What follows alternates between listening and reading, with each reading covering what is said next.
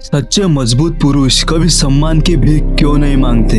कल्पना करो तुम एक कमरे में दाखिल होते हो, लोग तुम्हें देखते हैं लेकिन कोई तुम्हारी इज्जत नहीं करता। अब ज्यादातर लोग क्या करेंगे, वे जोर से बोलेंगे, अपनी उपलब्धियां दिखाएंगे, महंगे महंगे कपड़े पहनेंगे, सोशल मीडिया पर अपनी जिंदगी दिखाएंगे और हर जगह खुद को साबित करने की कोशिश करेंगे। लेकिन इतिहास के सबसे शक्तिशाली लोगों ने इसका बिल्कुल उल्टा किया। एक ऐसा सम्राट जिसके एक आदेश पर लाखों सैनिक चल पड़ते थे, उसने अपने पर्सनल डायरी में लिखा, अगर कोई तुम्हारा सम्मान नहीं करता तो उससे लड़ो मत। खुद को इतना महान बना लो कि उसका व्यवहार तुम्हें प्रभावित ही ना कर सके। उस सम्राट का नाम था मार्कस ऑरेलियस और यही स्टोइसिज्म का सबसे खतरनाक सिद्धांत है। जो आदमी सम्मान की भीख मांगता है वो कभी सम्मान का हकदार नहीं बनता। आज की दुनिया में लोग लाइक्स मांग रहे हैं, अटेंशन मांग रहे हैं, अप्रूवल मांग रहे हैं और रिस्पेक्ट मांग रहे हैं, लेकिन स्टोइक फिलोसोफर 2000 साल पहले ही ये बातें कह चुके थे। जिस चीज के पीछे तुम भागोगे वही चीज तुमसे दूर भागेंगी। इसीलिए इस वीडियो को एंड तक जरूर देखना, क्योंकि आज तुम जानोगे क्यों मार्कस ऑरेलियस, सेनेका और इपिक्टेटस और इतिहास के सबसे शांत लेकिन सबसे ताकतवर लोगों ने कभी किसी से सम्मान नहीं मांगा, फिर भी पूरी दुनिया उनका सम्मान करती है। और अगर तुमने भी ये सिद्धांत समझ लिया तो शायद तुम्हें भी किसी के वैलिडेशन की जरूरत नहीं पड़ेगी। लोग सम्मान की भीख क्यों मांगते हैं? एक सवाल आखिर ऐसा क्यों है कि इंसान को रोटी से पहले, पानी से पहले कई बार सम्मान की भूख लगती है? क्यों एक नेगेटिव कमेंट पूरा दिन खराब कर देता है? क्यों किसी का नजरअंदाज करना दिल के अंदर तक चोट पहुंचा देता है? और क्यों हम बार बार खुद को साबित करने की कोशिश करते रहते हैं? इसका जवाब आज से नहीं, हजारों साल पहले शुरू होता है। जब इंसान छोटे छोटे कबीलों में रहता था तब किसी समूह से बाहर कर दिया जाना लगभग मौत के बराबर था, क्योंकि अकेला इंसान ना ही शिकार कर सकता था, ना ही अपनी रक्षा और ना ही जिंदा रह सकता था। इसीलिए हमारे दिमाग ने एक आदत बना ली, दूसरे लोग मेरे बारे में क्या सोचते हैं, और यही आदत आज भी हमारे अंदर जिंदा है। बस फर्क सिर्फ इतना है, आज जंगल नहीं सोशल मीडिया है। आज शेर नहीं, लोगों की राय हमें डराती है। एक लाइक कम मिल जाए तो लगता है शायद मैं अच्छा नहीं हूँ। किसी ने मैसेज सीन करके रिप्लाई नहीं किया तो दिमाग कहता है शायद मेरी कोई वैल्यू नहीं। लेकिन यही से असली गेम चालू होता है। यही पर स्टोइसिज्म बाकी दुनिया से अलग हो जाता है। स्टोइक फिलोसोफर कहते थे, दूसरों की राय तुम्हारी पहचान नहीं है। इपिक्टेटस, जो कभी एक गुलाम था, उसने एक ऐसी बात कही जो आज भी करोड़ों लोगों की जिंदगी बदल सकती है। उसने कहा, अगर तुम उन चीजों पर अपनी खुशी रखोगे जो तुम्हारे कंट्रोल में नहीं तो तुम पूरी जिंदगी दुखी रहोगे। जरा सोचो, क्या तुम किसी को मजबूर कर सकते हो कि वो तुम्हारा सम्मान करे? नहीं। क्या तुम किसी को मजबूर कर सकते हो कि वो तुम्हें पसंद करे? नहीं। क्या तुम पूरी दुनिया की सोच बदल सकते हो? बिल्कुल नहीं। फिर जिस चीज पर तुम्हारा कंट्रोल नहीं, उसी के पीछे अपनी पूरी जिंदगी क्यों बर्बाद कर रहे हो? मार्कस ऑरेलियस दुनिया के सबसे ताकतवर इंसानों में से एक थे, लेकिन उसने अपनी डायरी में लिखा, मुझे इस बात की चिंता नहीं कि लोग मेरे बारे में क्या सोचते हैं, मुझे इस बात की चिंता है कि मैं खुद कैसा इंसान बन रहा हूँ। यही स्टोइसिज्म की असली शुरुआत है। सम्मान मांगने से नहीं मिलता, सम्मान कैरेक्टर से पैदा होता है, और कैरेक्टर तब बनता है जब कोई देख भी नहीं रहा होता। लेकिन अगर सम्मान मांगना गलत है तो क्या इसका मतलब है कि हमें लोगों की बिल्कुल परवाह ही नहीं करनी चाहिए?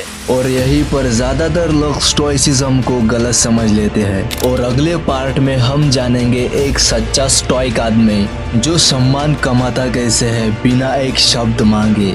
अगर आपने इस वीडियो में से एक भी पार्ट मिस किया तो आप लोग बहुत कुछ मिस कर दोगे। सो प्लीज इस वीडियो को लास्ट तक जरूर देखना। सम्मान कमाया कैसे जाता है? मार्कस ऑरेलियस का सबसे बड़ा रहस्य, एक पल के लिए अपनी आंखें बंद करो और सोचो, अगर आज पूरी दुनिया तुम्हें नजरअंदाज कर दे, कोई तुम्हारी तारीफ न करे, कोई तुम्हें महत्व न दे, क्या तब भी तुम वही इंसान रहोगे? यही सवाल मार्कस ऑरेलियस हर दिन खुद से पूछता था। वो सिर्फ एक दार्शनिक नहीं था, वो पूरे रोमन साम्राज्य का सम्राट था। उसके एक आदेश पर हजारों सैनिक अपनी जान देने के लिए तैयार हो जाते थे। लेकिन इतनी ताकत होने के बाद भी उसने कभी लोगों से सम्मान नहीं मांगा। क्यों? क्योंकि वो एक सच्चाई जान चुका था जो आज भी ज्यादातर लोग नहीं समझ पाए हैं। सम्मान मांगने से नहीं, चरित्र से पैदा होता है। आज की दुनिया में लोग इज्जत पाने के लिए महंगी घड़ियां खरीदते हैं, ब्रांडेड कपड़े पहनते हैं, सोशल मीडिया पर अपनी जिंदगी दिखाते हैं, हर पोस्ट पर लाइक्स गिनते हैं।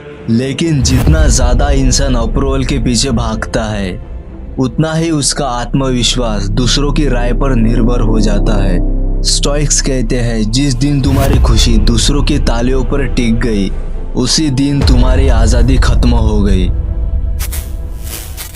मार्कस ऑरेलियस ने अपनी निजी डायरी मेडिटेशंस में एक विचार लिखा, अगर कोई तुम्हारी बुराई करता है तो पहले ये देखो, क्या वो सच कह रहा है? अगर हाँ तो खुद को बदलो, अगर नहीं तो मुस्कुराओ और आगे बढ़ जाओ। सोचो, कितनी गहरी बात है। आज एक अनजान इंसान का कमेंट पूरे दिन का मूड खराब कर देता है। लेकिन दुनिया का सबसे शक्तिशाली सम्राट आलोचना को अपने विकास का आईना मानता था, अपनी पहचान नहीं। अब एक सवाल, अगर कोई तुम्हारी बेइज्जती करे तो तुम्हारी पहली प्रतिक्रिया क्या होती है? गुस्सा, बहस, खुद को साबित करने की कोशिश? लेकिन स्टोइसिज्म कहता है, जिसने तुम्हारा गुस्सा कंट्रोल कर लिया, उसने तुम्हें कंट्रोल कर लिया। इसीलिए सच्चा और मजबूत आदमी हर लड़ाई नहीं लड़ता, वो सिर्फ वही लड़ाई लड़ता है जो उसके चरित्रों को बेहतर बनाए। बाकी वो चुपचाप छोड़ देता है, क्योंकि शेर कभी साबित नहीं करता कि वो शेर है। लेकिन क्या इसका मतलब है कि स्टोइक आदमी कभी जवाब ही नहीं देता? क्या हर अपमान को चुपचाप सह लेना चाहिए? यहीं पर लोग स्टोइसिज्म को सबसे ज्यादा गलत समझते हैं। और अगले पार्ट में हम जानेंगे कि स्टोइक आदमी कब चुप रहता है और कब पूरी ताकत से खड़ा हो जाता है। सो टू बी कंटिन्यू।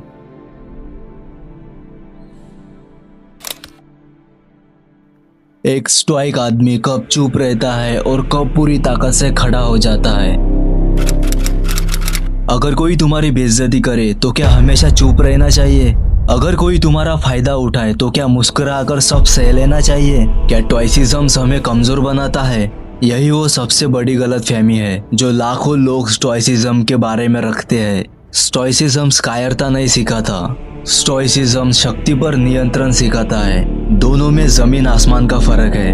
कल्पना करो, तुम्हारे हाथ में एक तलवार है, तुम सामने वाले को एक ही वार में हरा सकते हो, लेकिन तुम तलवार नीचे कर देते हो। क्यों? क्योंकि तुम्हें अपनी ताकत साबित नहीं करनी, तुम्हें उस ताकत पर नियंत्रण रखना है। और यही स्टोइसिज्म है। मार्कस ऑरेलियस सिर्फ किताबें पढ़ने वाला दार्शनिक नहीं था, उसने अपने जीवन का बड़ा हिस्सा युद्ध के मैदानों में बिताया। उसे लड़ना भी आता था और जरूरत पड़ने पर निर्णय लेना भी। लेकिन उसने कभी अपने गुस्से को अपने फैसलों का मालिक नहीं बनने दिया। उसने लिखा, सबसे बड़ा बदला उस इंसान जैसा न बनना है जिसने तुम्हारे साथ गलत किया। जरा सोचो, अगर कोई तुम्हें अपमानित करता है और तुम भी उसी की तरह चिल्लाने लगते हो, तो जीता कौन, वो या तुम? सच्चाई यह है, उसने तुम्हारा व्यवहार तय कर दिया। और जिस दिन कोई दूसरा तुम्हारे व्यवहार को कंट्रोल करने लगे, उस दिन तुमने अपनी आजादी खो दी। इपिक्टेटस कहते थे कि तुम्हारे साथ क्या हुआ उससे ज्यादा जरूरी है तुमने उसका जवाब कैसे दिया। और यही एक साधारण आदमी और एक स्टोइक आदमी के बीच का फर्क है। साधारण आदमी हर बात पर रिएक्शन देता है, पर स्टोइक आदमी रिस्पॉन्स देता है। रिएक्शन भावनाओं से निकलता है और रिस्पॉन्स बुद्धि से। अब हम इस बात को एक कहानी से समझते हैं। कल्पना करो, ऑफिस में तुमने सालों मेहनत की, लेकिन प्रमोशन किसी और को मिल गया। तुम्हारे सामने दो रास्ते हैं। पहला, गुस्सा, शिकायत, नफरत और हर दिन खुद को जलाना। दूसरा रास्ता, खामोशी से अपनी स्किल को और बेहतर बनाना, ताकि अगली बार कोई तुम्हें नजरअंदाज ही ना कर सके। इन दोनों रास्तों में से स्टोइसिज्म दूसरा रास्ता चुनता है, क्योंकि रिस्पेक्ट शब्दों से नहीं, काबिलियत से पैदा होता है।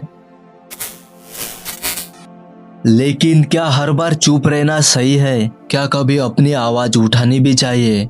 अगले पार्ट में हम जानेंगे सेनेका का वो सिद्धांत जो बताता है कब साइलेंस सबसे बड़ी ताकत है और कब बोलना ही एक स्टोइक का कर्तव्य बन जाता है। सेनेका का रहस्य।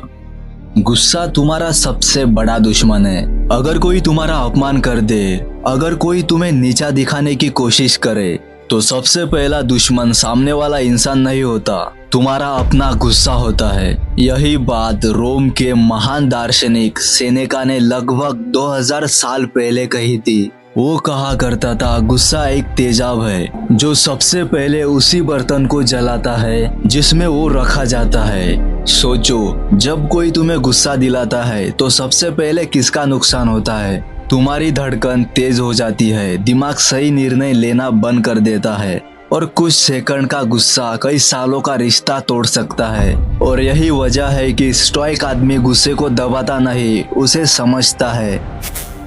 एक बार रोम की अदालत में एक आदमी ने सेनेका का सार्वजनिक रूप से अपमान किया। लोग इंतजार कर रहे थे कि अब सेनेका गुस्से में जवाब देगा, लेकिन वो मुस्कुराया और बिना कुछ कहे वहां से चला गया। लोगों ने उसे पूछा, क्या आपको अपमान महसूस नहीं हुआ? सेनेका ने जवाब दिया, अगर कोई मुझे एक ऐसी चीज दे जिसे मैं स्वीकार ही ना करूं, तो वह चीज किसके पास रहेंगी? लोग चुप हो गए, क्योंकि अपमान तभी असर करता है जब हम उसे अपने अंदर जगह देते हैं। आज सोशल मीडिया पर एक अनजान कमेंट लोगों की पूरी रात खराब कर देता है। एक ट्रोल तुम्हारा पूरा ध्यान चुरा लेता है। लेकिन स्टोइसिज्म कहता है, तुम्हारा ध्यान तुम्हारी सबसे बड़ी कीमती संपत्ति है। जिसे तुम अपना ध्यान देते हो, उसी को तुम अपनी जिंदगी की ताकत दे देते हो। तो सवाल यह नहीं है कि लोगों ने तुम्हारे बारे में क्या कहा, सवाल यह है कि तुमने किस बात को अपने दिमाग में रहने दिया। अब एक कहानी सुनो। दो आदमी एक ही रास्ते पर चल रहे थे। दोनों का एक ही व्यक्ति ने अपमान किया। पहला आदमी पूरा दिन उस बात को सोचता रहा, टेंशन में रहा और रात भर सो नहीं पाया। वहीं पर दूसरा आदमी मुस्कुराया और अपना रास्ता चलता रहा और अगले दिन अपना काम पहले से बेहतर किया। एक इंसान अपमान का कैद बन गया और दूसरा इंसान अपने चरित्र का मालिक। इन दोनों इंसानों में फर्क सिर्फ सोच का था। सेनेका ने कहा था, जिस इंसान ने खुद पर विजय पा ली, उसे दुनिया का कोई इंसान हरा नहीं सकता। और यही स्टोइसिज्म का असली अर्थ है, दूसरों पर जीत नहीं, खुद पर जीत। लेकिन अगर गुस्सा हमारा सबसे बड़ा दुश्मन है, तो क्या डर भी उतना ही खतरनाक है? क्या दुनिया का सबसे महान स्टोइक खुद भी डरा था? अगले पार्ट में हम जानेंगे एपिक्टेटस की कहानी, एक ऐसे इंसान की जो गुलाम पैदा हुआ, लेकिन उसकी सोच राजाओं से भी ज्यादा आजाद थी। दोस्तों, ये वीडियो बहुत ही ज्यादा लंबी होने वाली है, तो मुझे लगता है कि ये वीडियो पार्ट 1 और पार्ट 2 में आएंगी। सो दोस्तों, पार्ट 2 वाली वीडियो जल्दी आएंगी। So thank you so much video देखने के लिए।